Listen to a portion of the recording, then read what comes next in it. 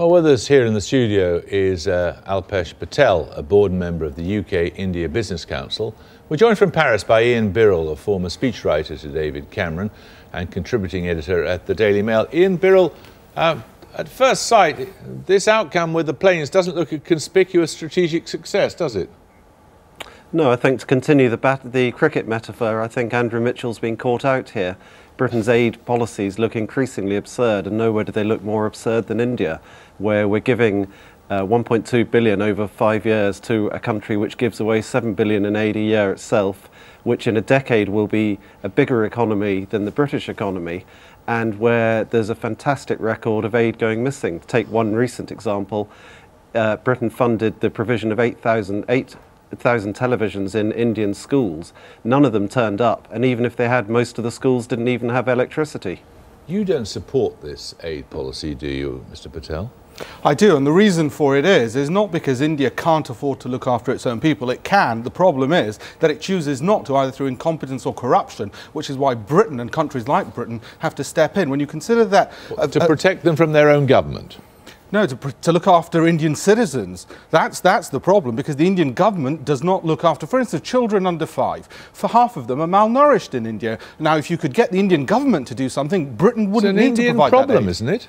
Sorry? It's an Indian problem. It is an Indian problem, but it becomes our problem when we're a global player and looking for countries to assist. And India is one of those, which sadly needs help because its own government doesn't provide it. Ian Birrell, what do you make of Andrew Mitchell's argument that somehow there's a self-interest in this, that somehow if we give India aid, they will reciprocate by buying our goods?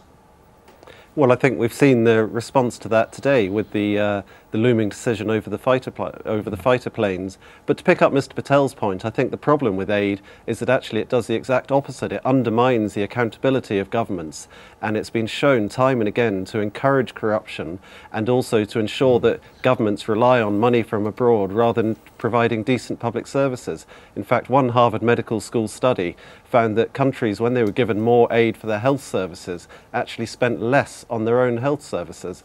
See, why should the Indians clearly don't feel any great obligation to us when it comes to this great decision about warplanes yesterday, they don't feel any obligation as a consequence of the aid that they've been given from this country? No, let's look at two things separately. The aid goes to children who are malnourished. The aid goes to the areas where it's needed. It doesn't go to the politicians. Hang on, Andrew Mitchell was the man who said that the two things were linked. You'd like to think that a government would look upon you favourably. The Indian government has shot itself in the foot, not harmed Britain. British Aerospace's profits as a result of this contract, had it won it, would have made about a 1% difference. Makes no odds to British Aerospace in the long term, winning or losing this contract. But the fact that India has chosen an aircraft, which is clearly not a deterrent, the ones who are shouting with joy are not the French, is the Pakistani Air Force. So you're going to defend, you will defend the principle that somehow, as Andrew Mitchell says, in the round, there is some relationship. Absolutely. What I would defend is, if I'm doing something good by providing aid to people who need it, and as a result of which a government may hopefully look favourably upon me, then that's an added benefit of aid. I'm not saying that I'm able to make the direct payment. Because it's irrelevant to the initial judgment about whether a country deserves aid. No, the initial and most important thing is whether or not those people on the ground deserve and need the aid. They clearly do, because their own government isn't looking after them. If as a result of that I can also lean upon the government and say, look, we're also helping your people and we expect to be looked upon favourably, then that's an additional benefit. But I wish it could be direct, where I can both look after the people and say, buy my planes. Sadly, it doesn't work as easily as that. But I say it's the Indian government which has let down their own country by buying a worse product than the Typhoon. What's wrong with Mr. Patel's argument, Ian Birrell?